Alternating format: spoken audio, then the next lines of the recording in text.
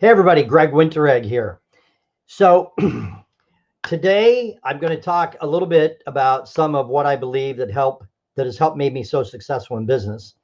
I'm going to talk a little bit about two of the chapters in my book, but this is all a precursor to a live private training that we are going to be doing December the 8th. That's next Tuesday at noon Eastern Standard Time. This is a live private training. What you need to do is apply to get into the live private training, and you go to adventure2profit.com. It's on the screen.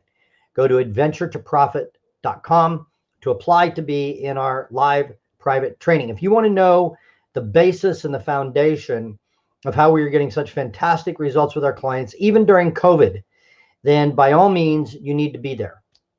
So go apply today, and really, we can get our eyes on your business and really help you. So that being said, what I want to cover today is the subject of money.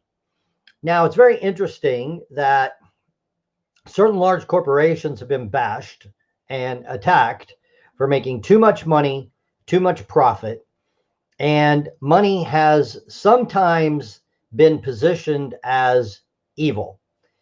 The people who have money do bad things with it, etc. Now, let's just stand back and go outside of the business realm, and let's take a look at a couple of people who made tens of millions, if not hundreds of millions of dollars while they're alive.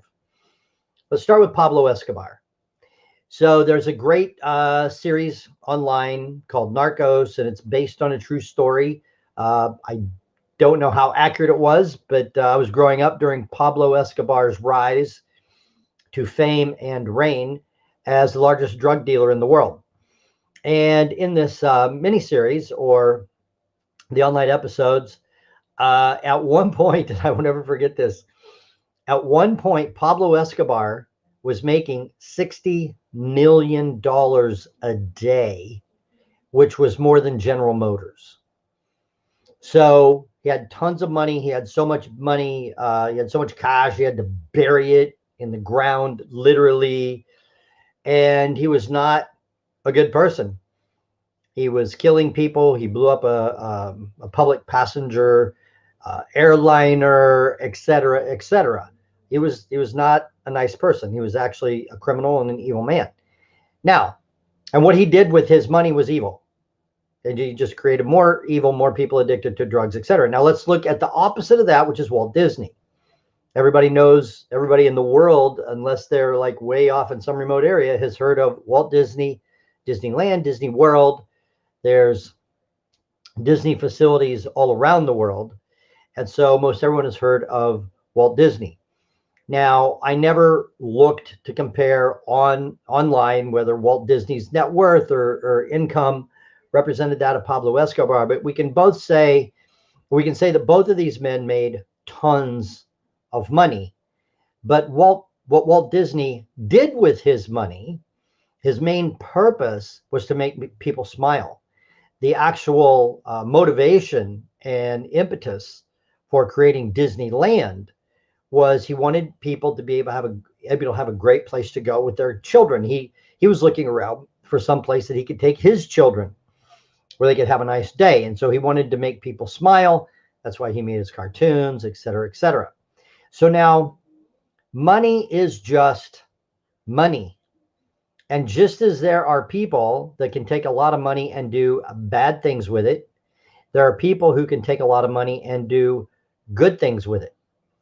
Now, if you look in the corporate world, there are companies then that are run by executives who are going to do either bad things with the money. They're not going to compensate their employees fairly. They're not going to give their employees benefits. It's going to be all about them.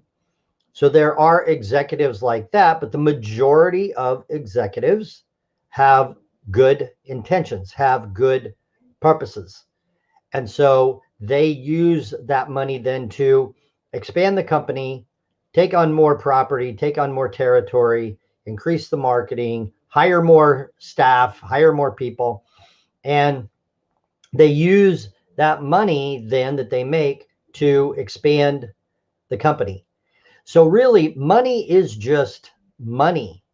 People say credit cards are awful, they're destructive. Well, that's actually not true. You can put something on credit and pay it off. Now you can overuse credit and you can get into trouble, but it's not the credit card that is the problem. It's how the person is using their credit that is the problem. It's not money that is the problem. It's how that money is being used. Is that money being used to create and help others, or is that money being used to destroy and harm others? So now here is the bottom line. There's a chapter in my book, Fun at Work, and the title of the chapter is Nothing Much Good Happens Without Profit. The business must be profitable if the business is going to stay open. And there are many reasons for not having a profit, not running a business with profit. You can be priced too low. Your sales force can be inadequate. Your marketing is inadequate. The quality control on your product is poor. You're not organized. So there's many, many reasons that business can be profitable or not profitable. But the bottom line is that the business must make a profit. And oftentimes people will get hung up on what they're charging the customer for their product. What are they charging the customer for this service? And yes, you do have to have your prices competitive, but the pricing on the product or service has to be higher than what it costs to deliver that product or service. Now, I'm going to give you a couple of examples. I went online, I did a little research. These numbers are from 2018. So we've all heard of Motel 6. Their website advertises themselves as the lowest price of any nationally advertised chain. Now, that's saying you're going to be lower than the local mom and pop, but the lowest price of any nationally advertised chain. That is their lane. That is their targeted market. We are cheap.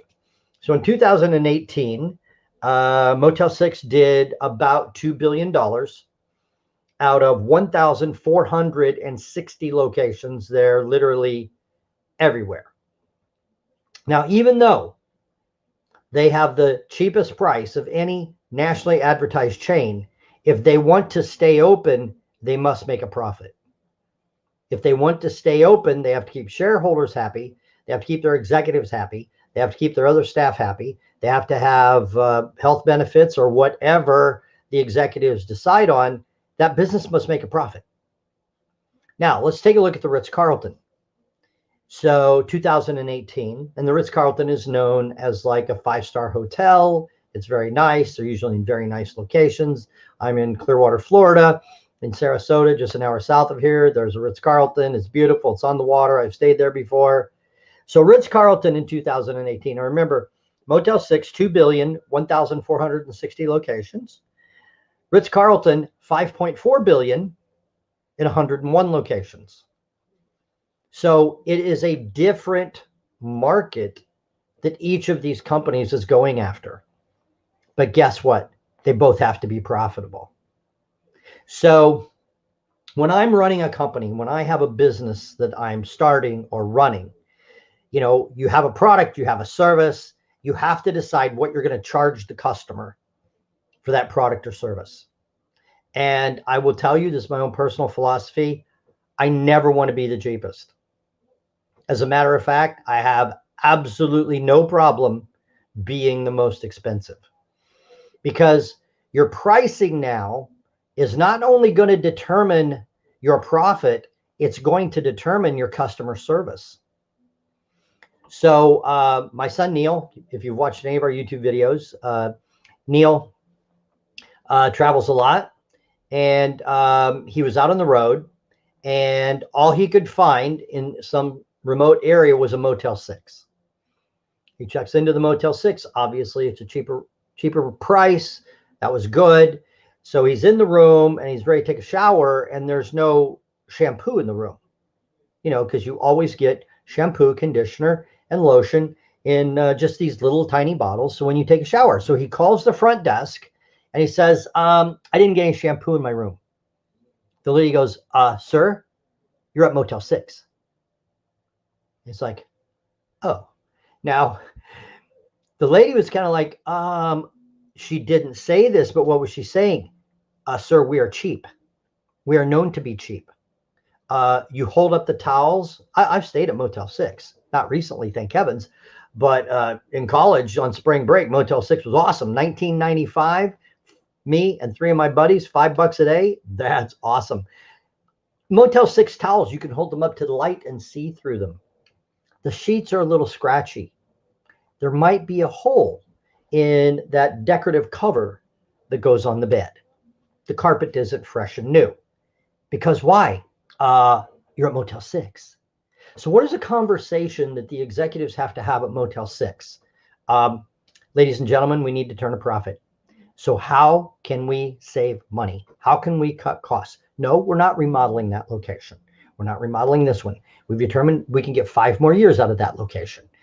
That is because it's Motel 6, the lowest price rooms of any nationally advertised chain. So that's how you have to run your company when you're Motel 6 and you have the lowest price. And that's what you advertise. Now, I assume the board meetings at the Ritz-Carlton are a little bit different. How can we better serve our customer? If our rooms are going to be $495 a night, how can we make it worth that? How can we increase our value to make it worth that? So you have to take a look at what you are doing, delivering, and who is your customer. If you think you're going to do your company any good by charging a high fee and then lowering the quality of the delivery of the service, you are very, very, very wrong about that. A big error that I see happening is I had a great place where I liked to go that was near my house that made calzones. They were fantastic, the best calzones I've ever had in my life. And then they sold it. I went back one time. What the owners immediately did, because I always got the pepperoni and the sausage, what they immediately did was they got the thinnest pepperoni possible. You could hold it up to the light and see through it. You also could not taste it. They put no pepperoni in it. They put no sausage in it. It had less cheese. It was all dough. And they thought they were being super smart owners by decreasing the quality of the product. They did not change the price. They decreased the quality. I gave them a second chance, and then I never went back again. So you have to balance your customer service and the quality of your product to make it more valuable or less valuable based on your pricing. But at the end of the day, you must make a profit. Stephen has jumped in saying price definitely determines the quality of the product as well as the level of service. You are exactly right, Stephen. And here is the bottom line. You're in business. I am here to tell you whether you sell your product or service or not, honestly, doesn't have anything to do with the price of it. It has to do with the quality, the value that you create, and can your sales force sell or not sell? I've known Stephen for 20 years. Thanks for joining me here today, Stephen. Stephen can sell. Stephen sold all kinds of great things. And Stephen actually values quality and price. So if you think you're being cute, you think you're being smart by charging a price that's higher than the value of the product or service, you're only going to destroy yourself. What I want to do is I want to be the highest, the second highest in my lane, in my targeted market. And then I have money to create that value for the customer. I'm going to deliver it faster. I'm going to deliver it better. I'm going to deliver it a higher quality. I'm going to give a better warranty, whatever it might be. And guess what? I'm going to pay my staff better. I'm going to bonus my sales representatives better. How? Because I'm going to have money. I'm going to be charging at a level where I actually can still turn a profit, but out compete the competition with the value. People, no matter what, during COVID, no matter what, people will still always pay for value. Value is how valuable do they see it based on what you are getting in return for it. So that's it for the topic today. I definitely highly recommend that you price your product so that you can make a profit. You do have to hold the line on expenses. You should be following the cash flow management system from Mike Michalowicz's book, Profit First. At Matterhorn, we are certified Profit First professionals. We highly recommend that book. Read my book. And at the live private training that we're going to be doing next Tuesday at 8 o'clock, Tuesday the 8th at 12 o'clock, I'm going to be getting into how do we at Matterhorn take these concepts and merge them together? How do our businesses expand? How is it that we just met with a client on Thursday who came on board in April and has tripled during COVID? We have another business that has our landscaping company in the last year has tripled during COVID, expanded, hiring people. How is it that that can happen during a international pandemic? Well, the process is in this book. The cash flow management strategy is in that book. You should join us December the 8th at noon to find out exactly how this process works and how it can work for you. Be sure to apply at adventure2profit.com. The email address is on the screen. So fill out your application today, and I want to see you next Tuesday at noon.